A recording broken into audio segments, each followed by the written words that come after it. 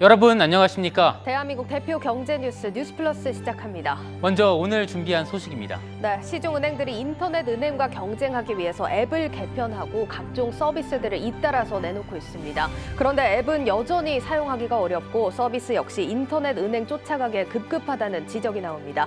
이런 우려 속에 은행주들의 주가 향방 짚어봅니다. 최근 해커들로부터 기업들이 사이버 공격을 받는 사례가 늘고 있습니다. 이를 막기 위해 기업들이 사이버 보안에 열을 올리면서 관련 시장이 빠르게 성장하고 있습니다. 사이버 보안 시장의 현황과 미래 분석해봅니다. 우크라이나 사태로 인한 곡물가 폭등이 한국 증시에 영향을 미치고 있습니다. 식품업계, 그중에서도 이른바 라면주들도 예외는 아닌데요. 라면주들의 주가 향방 진단해봅니다. 뉴스 플러스 지금 바로 시작합니다.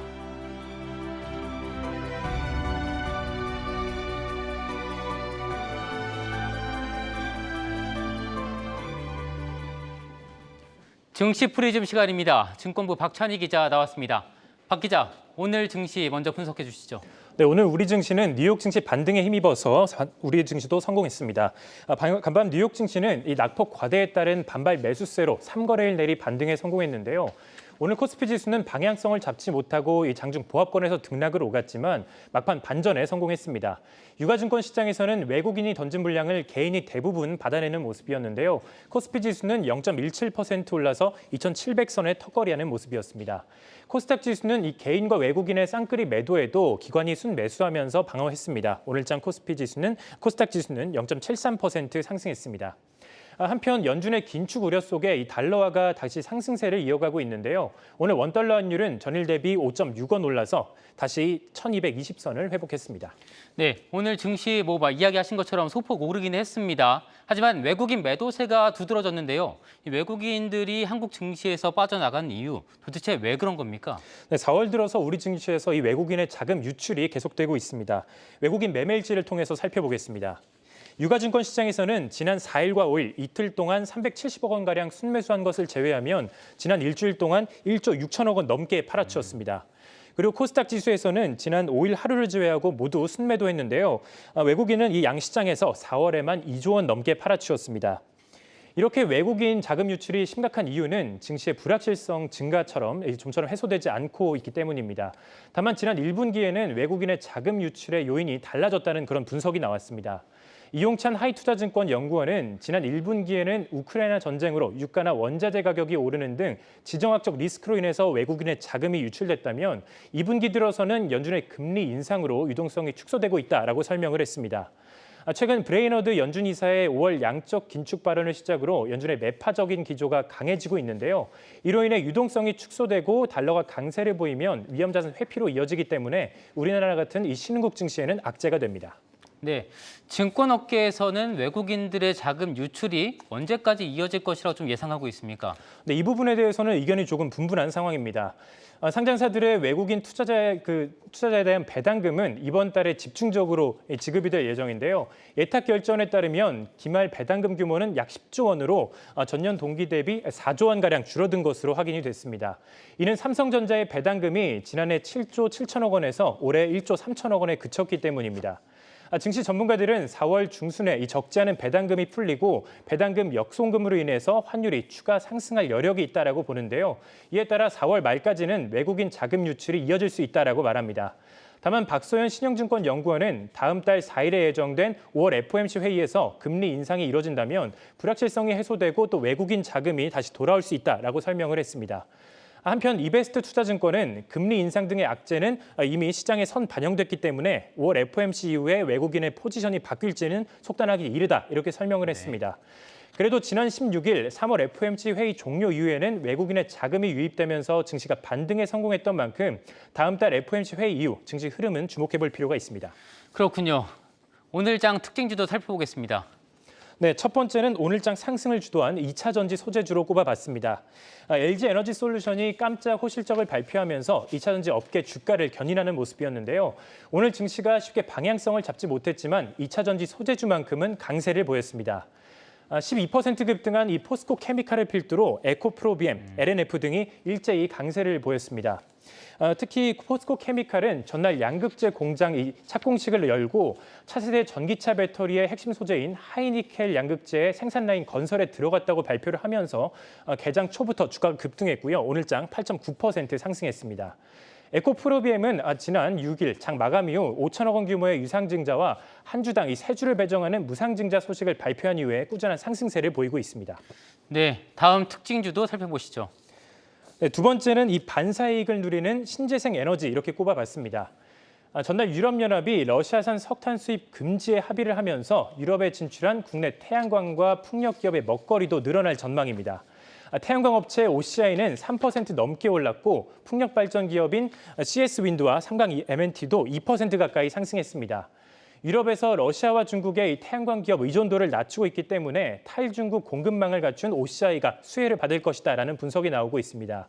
또한 전체 매출액 중 유럽 시장의 매출이 50% 이상을 차지하는 CS 윈드와 또 해상풍력 하부 구조물을 제조해서 글로벌 고객사에 납품하는 삼강 M&T도 함께 주목을 받고 있습니다. 결국은 이제 배터리와 에너지, 에너지 관련 주들입니다. 네. 그러면 다음 주에 투자자들이 주목해야 할 관전 포인트는 무엇이 있을까요? 네, 증시가 한동안 이 방향성을 모색할 것으로 예상되는 만큼 다음 주도 이 코스피 지수는 2,700선 안팎에서 움직일 것으로 전망이 됩니다. 이런 가운데 주목해 볼 것은 미국의 물가 지수입니다. 오는 12일에는 미국의 3월 소비자 물가지수가 발표되고 13일에는 생산자 물가지수가 발표되는데요. 시장에서는 소비자 물가지수가 6.6%, 생산자 물가지수는 8.7% 오를 것으로 보고 있습니다. 전년 대비 더 오를 것으로 예상하고 있는데요. 두 지수 모두 대표적인 인플레이션 지표로 활용되기 때문에 반드시 체크해 볼 필요가 있습니다. 네, 증시 프리즘 박찬희 기자였습니다.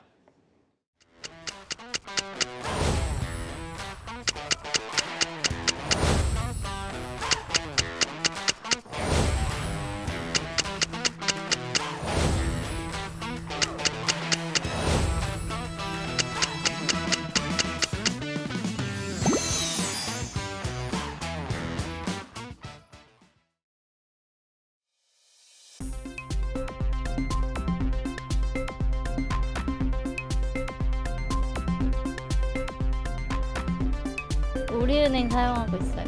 계좌이체가 불편해서 보통은 어플리케이션으로 사용하고 있진 않아요. 수거래 은행은 국민은행인데 이렇게 정산같이 사람들한테 약속 후에 돈 보낼 때는 카카오페이의 정산하기 기능 단톡방에서 사용하고 있습니다.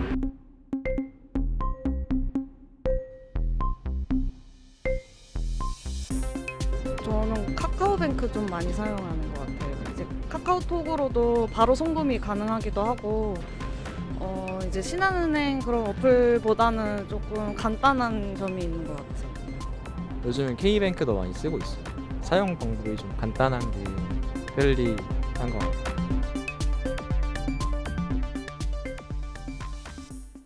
네, 경제부 전민정 기자와 은행 앱 그리고 관련 서비스들이 은행 주가에 어떤 영향을 미치는지 짚어보겠습니다. 인터뷰에서 봤지만 요즘 은행 앱보다는 직접 창구에 가기보다 앱을 통해서 하는 경우가 훨씬 많습니다. 근데 시중은행 앱을 이용한다는 의견보다 네. 인터넷 앱을 편리하게 이용한다는 의견이 많은데 네. 도대체 왜 그런 겁니까? 일단 인터넷 은행 앱이 쉽고 편합니다. 네, 모든 기능이 이제 직관적이고 디테일하면서 꼭 필요한 기능들만 담겨 있는 것이 인터넷 은행 앱의 특징인데요. 또 기존 시중은행들이 하지 못했거나 또 안 했던 최초의 실험들이 소비자들에게는 혁신적으로 다가왔다고 이렇게 볼 수 있겠습니다. 또 최초라는 단어가 주는 의미가 있기 때문에 좀 궁금하긴 합니다. 네. 사례 좀 들어서 설명을 좀 해주시죠. 네, 가장 최근의 사례부터 보겠는데요. 우선 인터넷 전문은행 토스뱅크가 내놓은 지금 이자받기 서비스입니다. 언제든 돈을 넣었다 뺄 수 있는 예금 통장인 이른바 파킹 통장에 돈을 맡겨두면 이자를 하루 단위로 정산해 지급하는 일복리 효과를 주는 서비스인데요. 이 서비스는 앱에서 지금 이자받기 클릭 한 번으로 매월 한 번 받던 이자를 매일매일 받을 수가 있어서 재밌고 참신하다 이런 호평을 얻으면서 출시 일주일 만에 88만여 명의 고객을 끌어모았습니다. 또 다른 인뱅 앱의 혁신 서비스를 예로 들어보겠는데요. 모바일 앱은 10대 은행들도 많이 쓰지 않습니까? 네, 이 점을 겨냥해서 흥행 돌풍을 일으킨 서비스가 바로 카카오뱅크의 선불 전자지급 서비스 카카오뱅크 미니입니다. 앵커는 혹시 초등학교, 중학교 때 이제 통장을 만들어 보신 적이 있나요? 뭐 용돈이나 세뱃돈을 받게 되면 뭐 필요하니까 네. 만든 적이 있긴 있습니다. 네, 통장을 어떻게 만드셨나요? 근데 이게 또 나이가 어리면 직접 가서 만들 수가 없잖아요. 네. 그래서 부모님 손잡고 갔던 기억이 나는데요. 네, 앵커 말대로 맞습니다. 앵커 말대로 기존 시중은행들은 신분증이 발급되지 않은 미성년자들의 경우에는 부모님과 함께 은행에 가야 통장을 만들 수가 있고 거래도 가능합니다. 하지만 카카오뱅크 미니는 기존 카카오페이나 네이버페이처럼 이용자가 금액을 충전하는 방식으로 계좌를 개설하지 않고도 입금과 송금 서비스가 제공됩니다. 본인 휴대폰으로 얼마든지 이용이 가능하고요. 최대 보유 한도가 50만 원이기 때문에 사고 위험도 낮다고 합니다. 또 카카오뱅크는 미래 고객 확보를 위해서 묘안도 발휘했는데요. 별도의 앱으로 만들지 않고 카카오뱅크 앱에 넣어서 10대 고객들이 나중에 자연스럽게 성인이 됐을 때 은행 계좌를 개설할 수 있도록 유도하고 있다고 합니다. 네, 이러한 혁신적인 발상의 전환이 가져온 효과는 아주 컸는데요. 가입자 수가 출시 한 달 만에 50만 명, 1년 만에 100만 명을 돌파한 데 이어서 지난달 말 기준으로 127만 명을 넘어섰습니다. 이 밖에도 이제 많이들 써보셨을 텐데 가족 지인과 회비 관리를 손쉽게 할 수 있는 모임 통장 서비스와 6개월 동안 매주 이제 금액을 높여서 적립하는 26주 적금 등도 있는데요. 카카오톡과 연계해가지고 편의성을 높인 이들 서비스는 카카오뱅크가 은행의 수익성 효자로 꼽히는 저원가성 요금을 예금을 비중을 높게 유지할 수 있었던 이제 숨은 공신으로도 꼽힙니다. 또 국내 최초의 인터넷 은행인 K뱅크 경우도 마찬가지인데요. K뱅크는 신용대출과 달리 이제 필요한 서류가 복잡하고 소유권 이전 증기는 대면이 필수였기 때문에 비대면 전환이 유독 까다로웠던 주택담보대출을 은행권에서 처음으로 비대면으로 구현했습니다. 이러한 혁신 성과에 힘입어서요. 여러 악재에도 이제 출범 5년 만에 흑자 전환을 했고요. 750만 명의 이용자 수도 확보할 수 있었습니다. 뭐 인터넷 은행 앱이 좋다 뭐 이런 이야기를 이렇게 쭉 해주신 것 같은데 네. 사실 그 시중은행 앱은 또 인터넷 은행 앱보다 이용하기 좀 어렵다 네. 이런 인식이 있습니다. 네. 여전히 좀 그렇습니까? 어떻습니까? 네, 최근 한 리서치 연구기관의 플랫폼 설문조사 결과를 입수했는데요. 모바일에 가장 익숙한 세대인 20대가 금융앱 이용에서는 유독 다른 연령대에 비해서 이제 이용하기 어렵다. 뭐 이런 생각을 하고 있었습니다. 20대 이제 3명 중 1명은 이용하기 어렵다. 다른 앱과 달리. 그리고 늘 쓰는 기능만 이용한다는 대답도 63%, 3명 중 2명 걸로 많았습니다. 네. 그러면 또 여기서 궁금증이 있습니다. 은행 앱의 혁신이 낮아서 그런 네. 겁니까? 어떻습니까?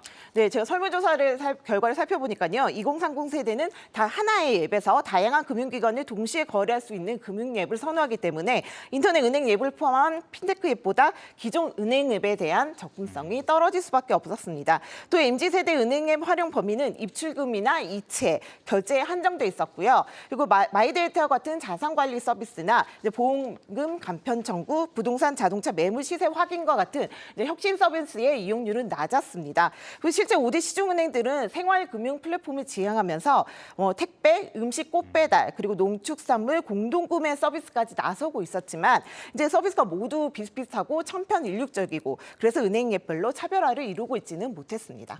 그렇군요. 자, 또 네. 하나의 앱에 너무 많은 기능들을 담으려다 보니까 오히려 접근성이 떨어진다는 지적도 있었고요. 네. 또 참신한 서비스를 내놓기보다는 인터넷 은행들 서비스를 이제 뒤로 쫓아가는 이런 모습까지 보였는데요. 네. 앞서 언급한 카카오뱅크의 미니 서비스가 이제 인기를 끌자 KB국민은행과 이제 신한은행이 이제 비슷한 시대를 겨냥한 서비스를 내놓았습니다. 이제 상황이 이렇게 되자 시중은행들은 플랫폼 가치 평가 기준인 모바일 MAU, 이제 월간 활성 사용자 수라고 하는데요. 여기서도 인터넷 은행들에 이렇게 뒤처지는 모습을 볼 수 있었습니다. 네. 지난달 기준으로 월간 활성 사용자 수를 살펴보면요. 카카오뱅크는 약 1,280만 명, 토스는 1,270만 명이었는데요. 네. 국민은행의 K스타뱅크는 1,000만 명, 그리고 신한은행의 소리 940만 명으로 그 뒤를 추격했지만 이제 격차가 좀 있었습니다. 네. 또 기존 금융권의 혁신성이 이제 떨어진다는 지적은 네. 뱅킹앱뿐만 아니라 이제 상품과 마케팅에서도 이어지는데요. 고금리를 내세운 적금 상품들이 이제 속속 등장하고 있지만 대부분 제휴카드를 만들거나 보험에 가입해야 하는 등 조건이 까다롭습니다. 네. 근데 이 부분은 이제 장슬기 기자가 짚어보겠습니다. 네, 최고 이연 8%를 자랑하는 신협의 한 적금 상품입니다. 은행의 정기적금 금리가 평균 3.8%인 것에 비하면 8%라는 수치, 사실상 업계 최고 수준입니다. 하지만 이 금리를 전부 다 받으려면 까다로운 조건을 채워야 합니다. 먼저 이 상품의 기본 이율을 보겠습니다. 연 2.5%입니다. 여기에 신협과 신한카드의 제휴카드를 발급받고 총 6개월간 총 50만 원 이상을 사용해야 연 5.0%포인트의 우대 이율을 받을 수가 있습니다. 여기에 또 카드 결제 대금도 신협의 그 자유 입출금식 계좌에 등록을 해야 하고 그 자동이체까지 급여를 모두 연결해야 온전한 8%를 받을 수가 있습니다. 하지만 이렇게 모든 조건을 다 채운다고 해도 월 최대 낼 수 있는 돈은 고작 30만 원입니다. 1년 만기 후 받을 수 있는 이자는 세전으로 15만 원 수준에 불과합니다. 이번에는 연 6.3% 금리를 받을 수 있는 하나저축은행의 한 정기 적금 상품을 보겠습니다. 이 상품의 기본 금리는 2%대, 계열사인 이케로 손해보험의 자동차 보험에 가입해야만 우대 금리가 적용됩니다.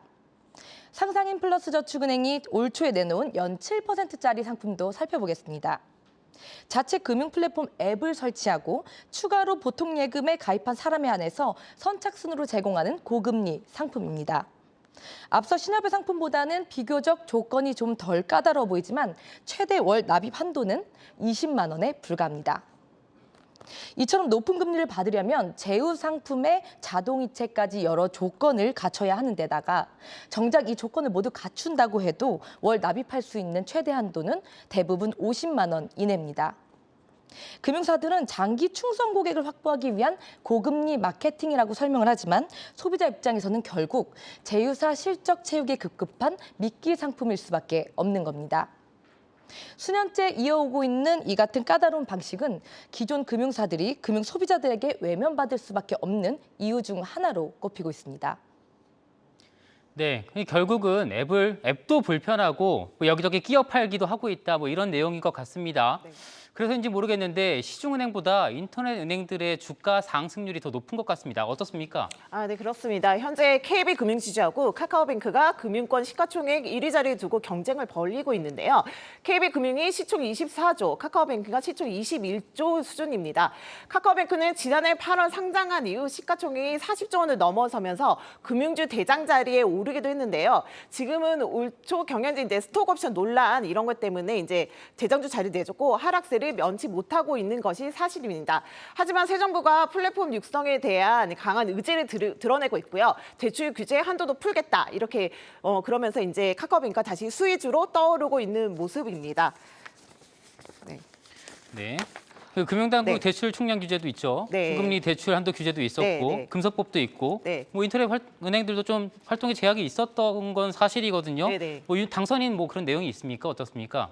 예, 윤석열 당선인이 이제 기존 은행에 대해서 예대 금리차 공시제와 같은 금리 규제를 시행할 것을 예고하면서요.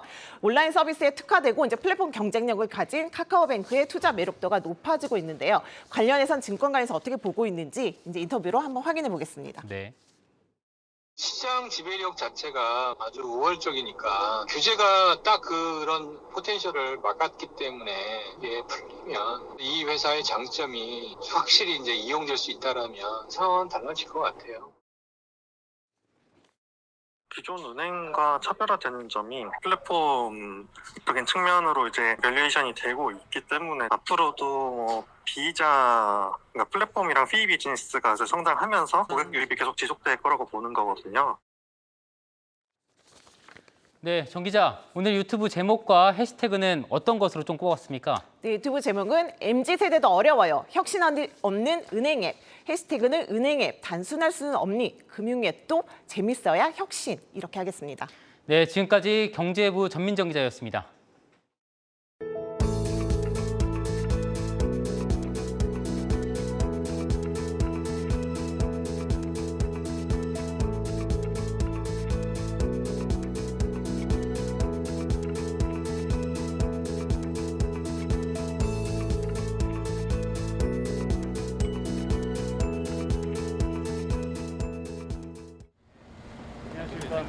영광인데 와주셔서 고맙습니다.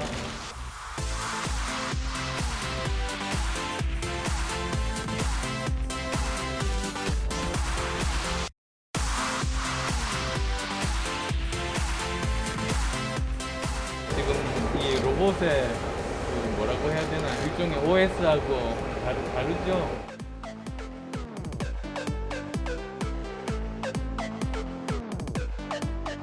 수소연료 전기차는 우리 그룹 미래에서는 보여드릴 기회를 갖게 됩니다.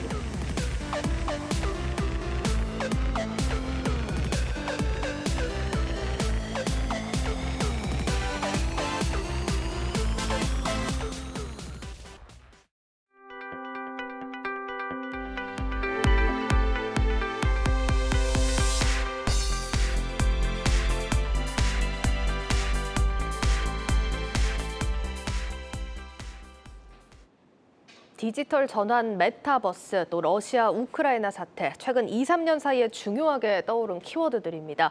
그런데 이로 인해 공통적으로 기업들이 직면한 문제가 있습니다. 바로 사이버 보안에 대한 이슈인데요. 오늘은 관련 내용 IT 바이오부 김수진 기자와 함께 다뤄보겠습니다.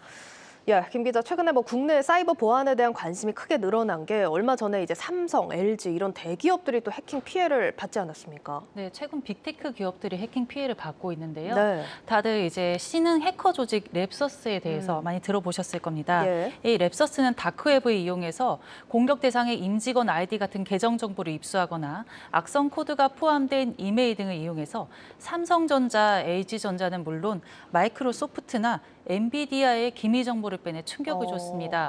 네, 엔비디아의 경우 최신형 제품의 설계도가 털렸습니다.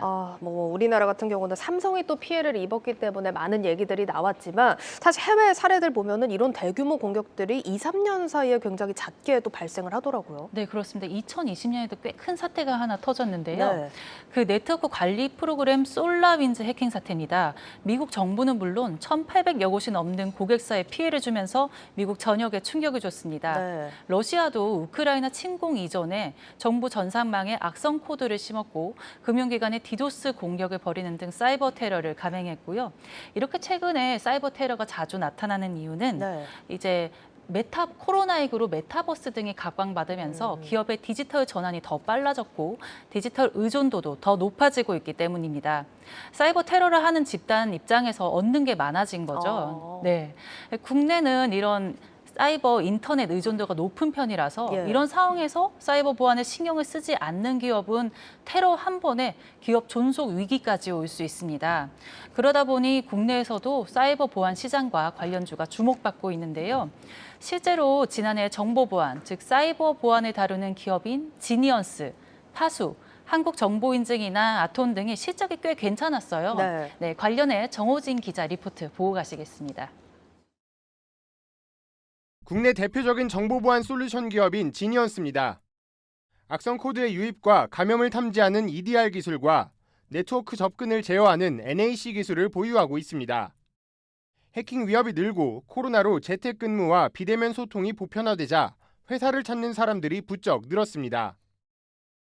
실제 이제 사이버 보안이 중요해지면서 저희 사업도 확장이 되고 있고 더 가치를 인정받고 있는 것 같습니다. 매출하고 영업이익 모두 다 굉장히 많이 성장을 하고 있고 이런 성장 속도는 앞으로도 지속될 거라고 생각을 하고 있습니다. 실제로 지난해 지니언스의 매출은 19%, 영업이익은 130% 이상 늘었고 같은 기간 지니언스의 주가도 40% 가까이 올랐습니다. 한국정보인증도 사이버 보안에 대한 관심이 높아지며 주목받는 기업 중 하나입니다. 한국정보인증은 생체인증이나 OTP로 진행하는 2차 인증을 간소화하는 솔루션을 제공하고 있습니다. 한국정보인증은 국내뿐 아니라 르완다, 탄자니아 등 국가에도 기술을 수출하고 있습니다. 최근에는 기업용 OTP 분야의 수요가 커지며 지난해 매출은 약 29%, 영업이익도 11%가량 늘었습니다. 최근 들어서 이런 사례들을 바탕으로 해서 대기업이나 중소기업에서 문의들이 많이 늘어나고 있는 상황입니다. 작년에도 거의 한 30% 이상 저희 매출 부분이 증가하였고 그다음에 올해도 지금 계속 한 30% 정도 계속 성장을 하고 있는 상황입니다. 계속해서 이런 인증 부분들은 아마 확산이 될 거라 보고 있고요. 사이버 보안에 대한 수요가 높아지는 가운데 기술력을 앞세운 K사이버 보안 기업의 약진이 주목됩니다. 한국경제TV 정호진입니다.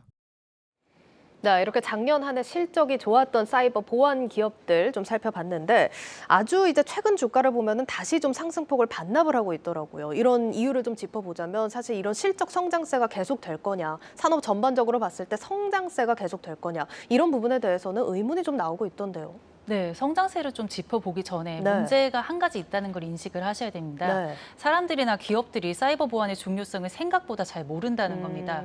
허앵커님은 지금 한 달에 10,000원씩 내면 네. 쓰시는 핸드폰의 보안을 완벽하게 보장해준다라고 하신다면 어떻게 돈을 낼 의향이 있으신가요? 저는 사실 5,000원이면 모르겠는데 10,000원은 안 할 것 같은데요. 네, 이렇게 많은 사람들이 선뜻 내가 돈을 내고 보안을 하겠다라는 거를 결정하기 쉽지 않습니다. 그럼요. 네. 그래서 이런 정보 보안에 대한 돈을 낸다는 것도 이제 기업 입장에서는 약간 어색하거든요.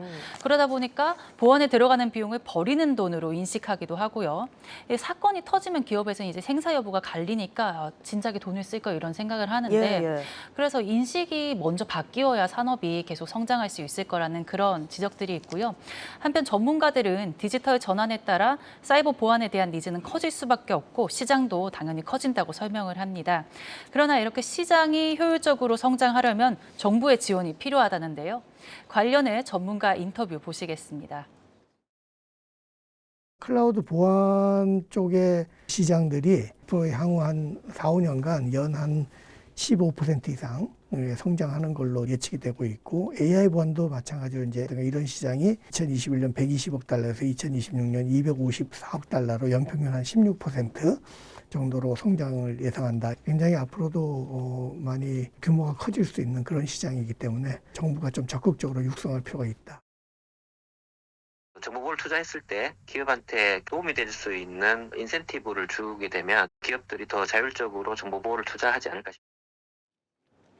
네, 사실 뭐 디지털 전환이 가속화될수록 이런 사이버 보안에 대한 필요성은 당연히 더 높아질 수밖에 없을 것 같은데 그런데 지금 이제 사이버 보안주들 보면은 사실 공부가 아직까지 많이 필요한 섹터기도 합니다. 투자자들 입장에서는 그럼 어떤 기업에 투자를 하는 게 좋을까요? 네, 지금 현재 국내 사이버 보안 시장을 보면은 3조가 규모가 넘지 않는다고 합니다. 조금 작은 규모죠. 네. 그러다 보니 전문가들이 이제 국내 시장 파이가 작기 때문에 글로벌 진출이 필수다 그런 설명을 하고 있습니다. 새로운 보안 패러다임에 빠르게 대응해서 진출하는 기업을 찾는 게 유리하다 이런 얘기예요. 관련해 전문가 의견 한번 보시겠습니다. 네. 원격 근무 환경이라든가 이런 이제 비대면 환경. 새로운 시장들이 또 열리고 있고 새로운 보안 패러다임이 지금 나오고 있거든요. 그래서 이제 그거를 이제 제로 트러스트 보안 아키텍처라고 하는데 보안 구조 그런 쪽에 우리 기업들이 좀 발빠르게 좀 대응을 한다든가 뭐 이렇게 함으로써 신규로 형성되는 보안 시장 이런 쪽에 이제 발빠르게 우리가 좀 치고 들어가면은 그나마 이제 글로벌 보안 기업들이 잡고 있는 거기서 우리 보안 기업들이 좀 살아나갈 부분들이 가능하다. 네, 이렇게 좋은 기업, 유망한 기업에 투자하는 게 안전하니 사이버 보안 기업을 고를 때는 글로벌 시장에 얼마나 그 기업이 잘 파고들었는지, 해외 매출이 얼마나 늘고 있는지를 잘 살펴서 투자하시면 좋겠습니다. 네, 글로벌 시장 진출 현황이 어떻게 되냐 이 부분 보시고 좀 투자를 해보셔도 좋을 것 같습니다. 자, 김 기자 그럼 마지막으로 유튜브 제목과 해시태그 어떻게 뽑을 수 있을까요? 네, 오늘 유튜브 제목은 유망 사이버 보안주 이런 기업 주목 이렇게 있고요. 해시태그는 사이버 보안, 해외 매출 관건으로 하겠습니다. 네, 알겠습니다. 여기까지 듣겠습니다. IT 바이오부 김수진 기자였습니다.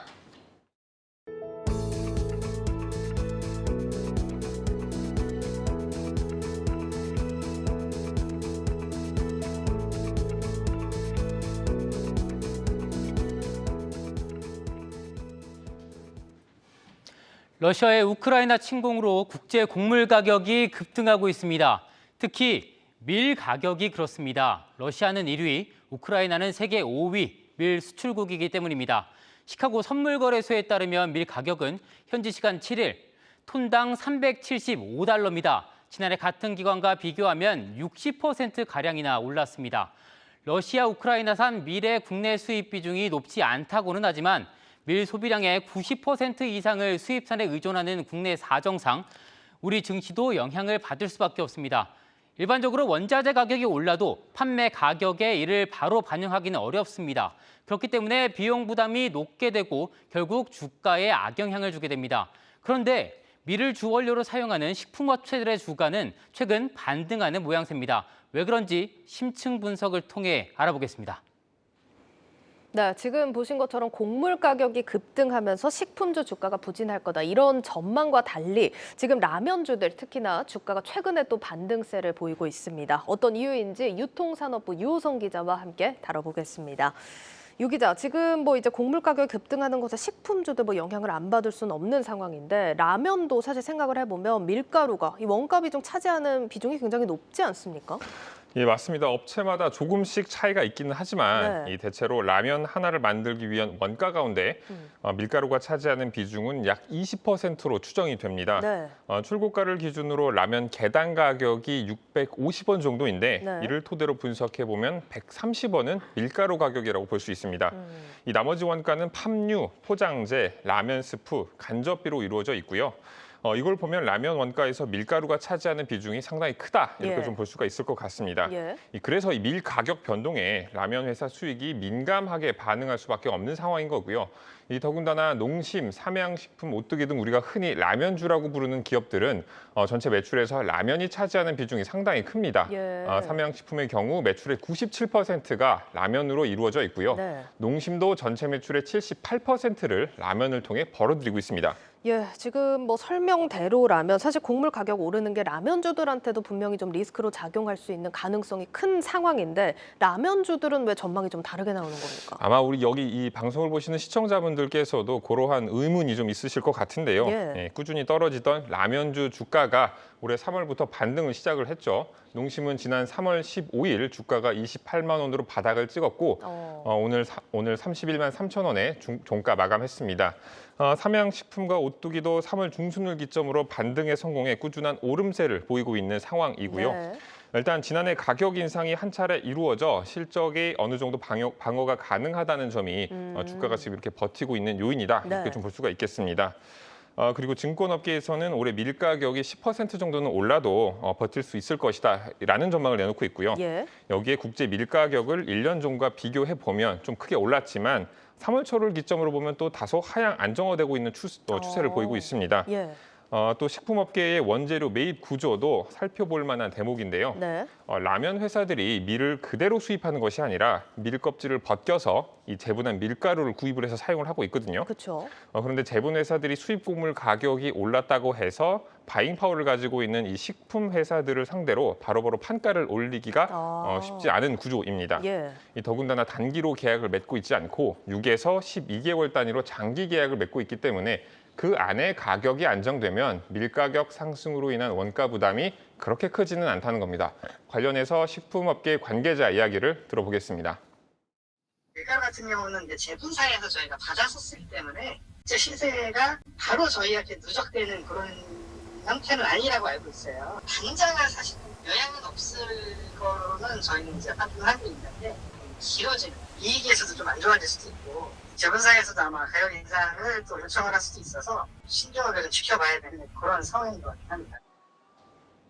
네, 이런 이야기에 덧붙여서 수출이 늘고 있는 것도 한 요인이라고 할 수 있습니다. 네, 중국에서 K-라면 열풍이 불고 있다 이런 소식 들어본 적이 있는데 사실 이런 수출 기업들 좀 생각을 해보자면 사실 지금 원달러 환율이 좀 올라가고 있는 부분도 주식시장에서는 좀 안타까운 일이지만 수출 기업들한테는 우호적인 환경이잖아요. 맞습니다. 또 실제로 관세청이 발표한 자료를 보면요. 라면 수출액은 매년 15%씩 성장해 지난해 6억 7천만 달러를 넘긴 것으로 집계가 됐고요.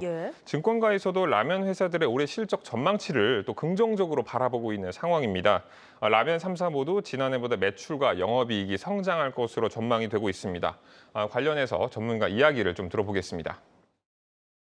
삶은식품 같은 경우는 5월부터 밀양의 신공장이 본격 가동이 될 거고 농심 같은 경우는 미국에서 이제 추가 공장을 5월 하반기 이렇게 본격적으로 붙일 건데 이제 캐파는 이제 충분히 늘려놨으니까 저희가 지금 보이는 해외 실적 성장보다 조금 더 성장률이 더 크게 나온다면은 밸류에이션 리레이팅도 추가적으로 가능하다 보고 있습니다.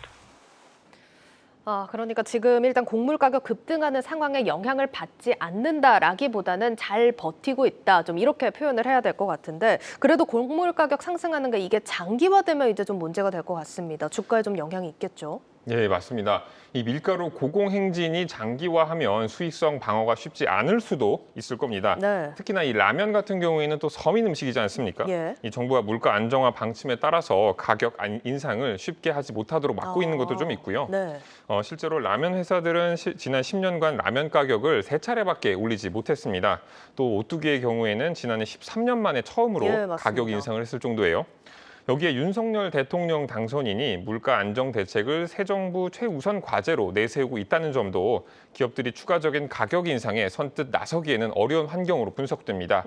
이런 점에서 라면주 3인방의 주가 향방은 물론 다양한 여러 가지 요인들이 좀 있겠지만 네. 밀가격 등 곡물 가격의 고공행진이 어떻게 변할지를 지켜보는 것이 또 주요할 것으로 보입니다. 네, 지금 곡물 가격 하향 안정화 추세를 보이고 있다고는 하지만 지금 국제 정세 굉장히 변수가 많은 상황입니다.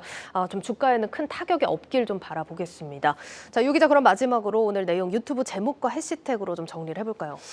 유튜브 제목은 밀가격 올라도 걷든 K라면 수출로 돌파구 네. 이렇게 정해봤고요. 네. 해시태그는 전쟁 싫어요, 라면 좋아요 이렇게 정해봤습니다. 예, 알겠습니다. 유통산업부 유호성 기자와 함께했습니다.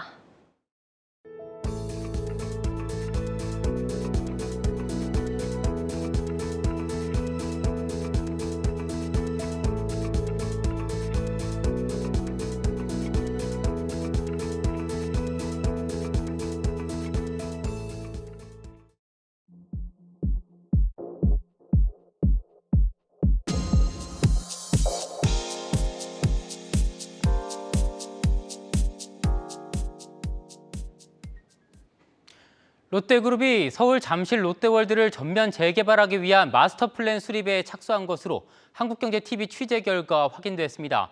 지난 2014년 제2롯데월드 개장에 이어 잠실이 또 한 번 주목받을 것으로 보입니다. 정원우, 정재홍 기자가 단독 보도합니다. 서울 내 대표적인 테마파크인 롯데월드는 88 서울올림픽 다음 해인 1989년 개장한 뒤 한 차례 보수 공사가 있었습니다. 그마저도 2007년으로 15년 전입니다. 최근 롯데월드 사업부를 운영하는 호텔 롯데는 롯데월드 어드벤처 부지를 사실상 재개발하는 수준의 마스터플랜 수립을 발주한 것으로 확인됐습니다. 프로젝트는 롯데월드 타워와 롯데월드몰 등 그룹의 상징적인 부동산 자산을 개발, 관리한 경험이 있는 롯데물산이 맡았습니다. 잠실 롯데월드는 서울의 상징으로 떠오른 롯데월드 타워와 비교할 수 없을 정도로 낙후돼 그룹 차원에서도 최우선 개발 과제로 꼽혀왔습니다. 부지만 13만 제곱미터에 달하며 호텔과 백화점, 마트, 공연장까지 모여 있어 다양한 개발 시나리오가 가능합니다. 마스터플랜 수립 초기 단계지만 테마파크 업그레이드와 호텔 및 백화점 리모델링, 오피스타워 신규 건설, 제2 롯데월드와 연계한 복합 쇼핑몰 개발 등 여러 방안이 거론되고 있습니다. 지난 2014년 제2 롯데월드 개장에 이어 잠실역을 둘러싼 롯데타운 구상도 현실화될 전망입니다. 네, 누가 뭐래도 국내 최대 테마파크죠. 서울 잠실 롯데월드입니다. 지난 30년간 시민들에게 즐거움과 안식을 주었었는데요. 하지만 5년 전에 지어진 롯데월드타워에 비하면 이젠 곳곳에 세월의 흔적이 느껴집니다. 실제 롯데월드 안팎을 살펴보면 개장 직후 30여 년 전과 크게 달라진 게 없습니다. 롯데월드는 주기적으로 시설을 점검하고 계절마다 일부 시설을 새롭게 꾸밉니다. 그럼에도 여기저기 보이는 떨어져 나간 페인트, 녹슨 철근은 방문객들의 발길을 돌리게 만듭니다. 구석구석 보면 노후화된 그런 부분들이 있어요. 그런 부분들을 좀 더 잘 관리를 해줬으면 좋겠어요. 리모델링 이후 10수년째 그대로인 테마파크 내 놀이시설들도 아쉬움을 남깁니다. 사람들이 자유롭게 즐길 수 있는 것들이 좀 생겼으면 좋겠어요. 잠실 롯데월드 전면 재개발은 대규모 토목, 건설 공사가 동반되기에 주변 인프라까지 개선될지 관심입니다. 잠실 롯데부지 인근 고질적인 교통체증은 롯데월드 방문을 막는 방해 요소였습니다. 전면적인 리모델링 계획으로 교통 접근성이 높아질지도 주목됩니다. 롯데그룹의 수건 사업이었던 잠실 롯데월드 전면 개편. 롯데월드 타워 건립 이후 잠잠했던 잠실 일대가 천지개벽을 앞두고 있습니다. 한국경제TV 정재홍입니다. 삼성전자 주가가 이른바 대박 실적에도 역주행하면서 투자자의 고민이 깊어지고 있습니다. 주가가 반등에 7만 원을 넘더라도 잠재적 대기 물량 규모가 30조 원 이상인 만큼 상승세가 제한될 수 있다는 우려가 나옵니다. 정경준 기자의 보도입니다. 올해 개인 투자자들이 매수한 삼성전자의 주당 평균 가격은 72,560원. 현재 삼성전자 주가 67,800원과 비교하면 여전히 손실 구간입니다. 평가 손실률은 6%가 넘습니다. 1분기 역대급 호실적에도 주가는 이렇다 할 방향성을 찾지 못하면서 개인 투자자들의 인내심도 바닥을 드러내고 있습니다. 문제는 겹겹이 쌓인 매물대를 감안하면 앞으로의 상황도 녹록치 않다는 점입니다. 반등이 나오더라도 물량 부담에 따라 상승폭이 제한적이거나 상당 기간 조정이 불가피하기 때문입니다. 실제 지난해부터 올해 현재까지 개인 투자자들의 삼성전자 순매수 가격대를 살펴보면 상당수가 8만 원대에 집중돼 있는데 그 금액만 17조 7천억 원에 이릅니다. 주당 8만 원대에 사들여 아직 팔지 못하고 갖고 있는 물량이 17조 7천억 원이라는 겁니다. 7만 원대에 사들여 아직 팔지 못한 물량 역시도 13조 8천억 원으로 이들 가격대에서만 잠재적 매물이 30조 원이 넘는 셈인데 물량 부담이 만만치 않을 것으로 예상되는 대목입니다. 특히 이들 잠재적 매물을 외국인과 기관이 받아주지 않는다면 개인 투자자의 갈증도 심해질 수밖에 없습니다. 최근 대외 불확실성이 지속되는 가운데 달러 강세가 이어지다 보니까 외국인 수급이 계속적으로 악화되고 있는 상황이다라고 말씀드릴 수 있을 것 같습니다. 특히 미국 금리 인상이 좀 가팔라지고 양적 긴축, 축소도 좀 빨라지는 상황이다 보니까 당분간은 외국인 수급을 좀 기대하기는 좀 어렵다라고 보고 있습니다. 현재 삼성전자의 외국인 투자 비중은 51.4%로 지난해 초 55%대에서 줄곧 감소하고 있습니다. 한국경제TV 정경준입니다. 세계 최대 전자상거래 기업 아마존이 우주산업 역사상 최대 규모의 투자 계획을 밝히면서 다시 한번 우주산업에 전 세계의 관심이 쏠리고 있습니다. 이런 가운데 국내 첫 우주항공 ETF가 출시돼 눈길을 끌고 있습니다. 지수희 기자가 전합니다. 러시아와 우크라이나 전쟁이 한창이던 지난 3월. 러시아 침공으로 인터넷 통신망이 마비되자 젤렌스키 우크라이나 대통령은 트위터를 통해 일론 머스크에게 스타링크 지원을 요청했습니다. 스타링크는 머스크의 우주 탐사 기업 스페이스X가 운영하는 위성 인터넷 시스템으로 머스크가 10시간 만에 통신 서비스를 지원하면서 우크라이나는 위기에서 벗어날 수 있었습니다. 머스크와 개인적으로 우주 경쟁을 벌이던 베이조스의 아마존도 최근 우주 산업에 뛰어들기로 선언하면서 스페이스X의 도전장을 내밀었습니다. 아마존은 앞으로 5년간 인공위성 3,200여 기를 우주로 발사해 전 세계에 초고속 인터넷 서비스를 제공한다는 계획입니다. 여기에는 상업용 우주 산업 역사상 최대 규모인 100억 달러, 우리 돈으로 12조 2천억 원이 투입될 예정입니다. 뱅크 오브 아메리카에 따르면 2030년 글로벌 우주산업 매출액은 약 1조 4천억 달러, 우리 돈으로 1,700조 원에 달할 것으로 전망됩니다. 이들 주가는 우주산업에 박차를 가하고 있다는 점이 지난달 랠리의 한 원인으로 분석되고 있습니다. 돈나무 언니로 유명한 아크 인베스트먼트의 아크X와 프로큐어가 운영하는 UFO도 지난 한 달간 양호한 성적을 냈습니다. 이런 가운데 국내에도 처음으로 우주항공 ETF가 출시돼 주목받고 있습니다. 이 ETF는 한국항공우주, 한화에어로스페이스, LIG 넥스원 등 우주 탐사나 우주 관련 발사체 제작과 운용 기업 등 우주항공산업 대표 기업에 투자하고 있습니다. 특히 윤석열 당선인이 미국의 나사와 비슷한 항공우주청 신설을 강조하는 등 2035년 우주 강국 진입에 나서겠다는 청사진을 그리며 정책 수혜를 받을 것이라는 전망이 나옵니다. 아직은 국내 우주항공 산업이 미국이나 유럽 등 글로벌 시장에 있어서의 경쟁에 있어서는 조금 더 가야 될 부분이 많지만은 성장 가능성 그리고 우리나라 이런 국가 경제의 특성상 집중적으로 정부가 주도해서 정책적인 지원이 있는 경우에는 굉장히 빠른 속도로 성장이 진행될 가능성이 크기 때문에 우주항공 산업이 오히려 지금부터 시작이라고 볼 수 있기 때문에 지금 선제적으로 해당 산업 전반에 투자할 수 있는 투자 상품에 투자하시게 되면은 본격적인 성장을 이루었을 때 그 투자 성과에 대한 부분들은 훨씬 더 높은 그런 성과를 나타낼 수 있다고 생각하고 있습니다. 다만 우주항공 산업의 특성상 수주를 둘러싼 불확실성으로 변동성이 높고 장기적인 관점에서 실적 추이를 지켜봐야 한다는 게 전문가들의 조언입니다. 한국경제TV 지수입니다.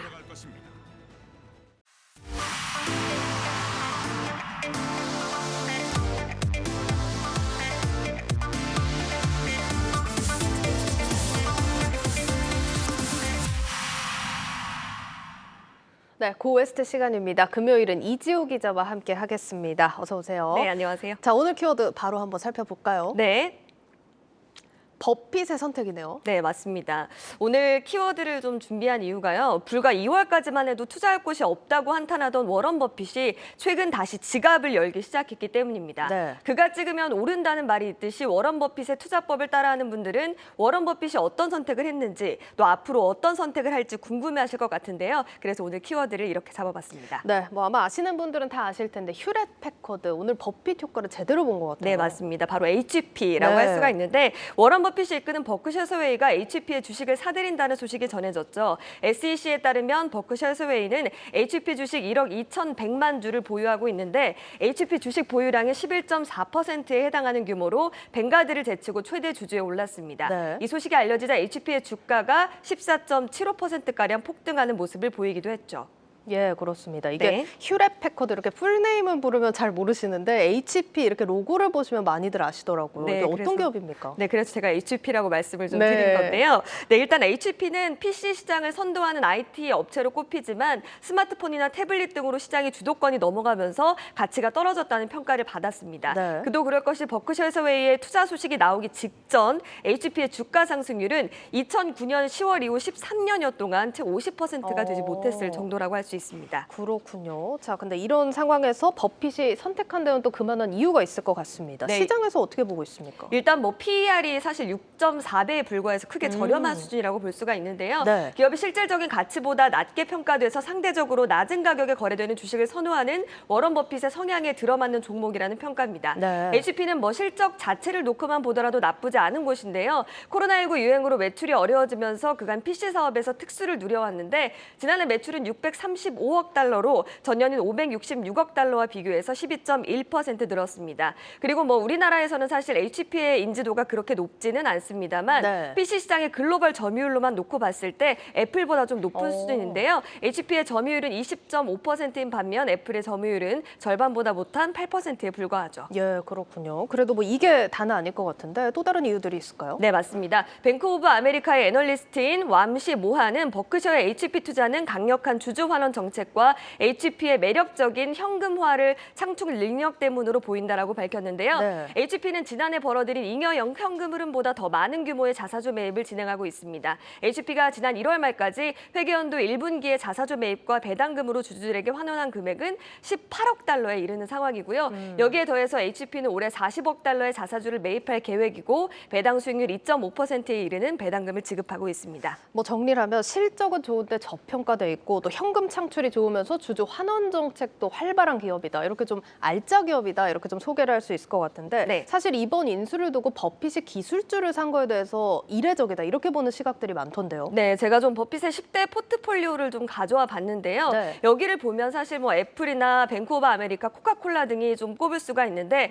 애플과 통신업체 버라이즌을 제외하고 기술주는 거의 없다는 점이 좀 그렇네요. 특징적이라고 할 수 있습니다. 네. 하지만 이례적으로 2016년부터 애플의 주식을 사들였고 그 결과 수조 원의 투자 차익을 남기면서 버핏의 최고 투자 종목 가운데 하나가 됐죠. 예, 아무래도 최근 기술주 매도세로 주가가 충분히 저렴한 수준까지 떨어졌다고 판단했기 때문에 투자에 나선 것으로 좀 풀이가 되고 있습니다. 네, 뭐 이렇게 애플 같은 성공 사례만 있다면 참 좋겠지만 사실 좀 실패를 했던 경험도 있잖아요. 네, 혹시 IBM 투자 기억하실까요? 기억하죠. 네, 그렇죠. 이 버크셔의 HP 투자가 과거 실패했던 IBM 투자를 떠올린다는 지적도 있습니다. 네. 버핏은 2011년에 IBM 주식을 평균 단가 $70로 총 107억 달러 어치를 매수를 했고요. IBM이 고객을 발견하고 유지하는 방식의 깊은 인상을 받았다고 말한 바가 있습니다. 하지만 IBM이 6년간 매출액이 줄면서 주가가 140달러대로 떨어지자 버핏은 2018년에 IBM에 실망했다면서 다시는 기술 기업에 투자하지 않겠다고 밝혔죠.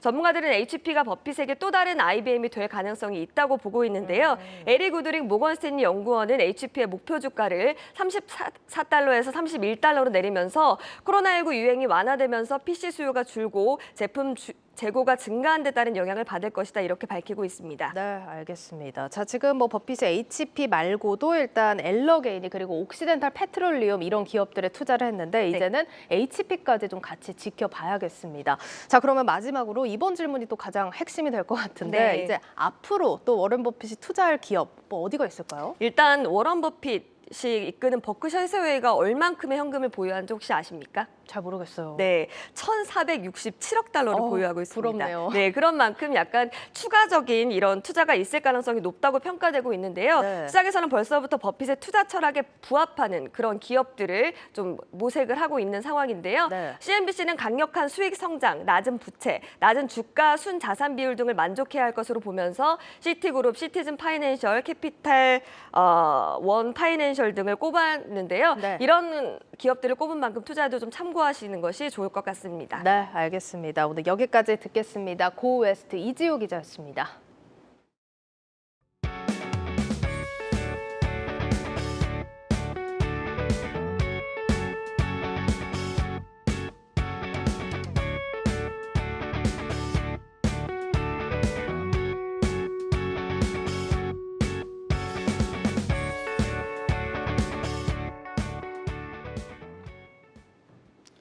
내일자 한국경제신문 미리 보기 시작하겠습니다.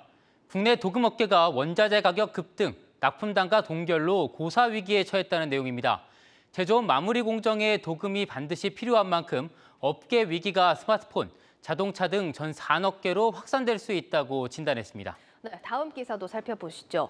금호타이어 노사가 해외 투자 여부를 두고 이딴 파열음을 내고 있다는 내용입니다. 사측은 원가 구조 개선을 위해서 베트남 공장 증설 등 해외 생산망 구축을 서둘러야 한다는 입장이지만 이 노조가 광주 공장 등 국내 투자를 우선하라며 강하게 반대하고 있어서 어려움이 예상된다는 소식까지 전해드리겠습니다.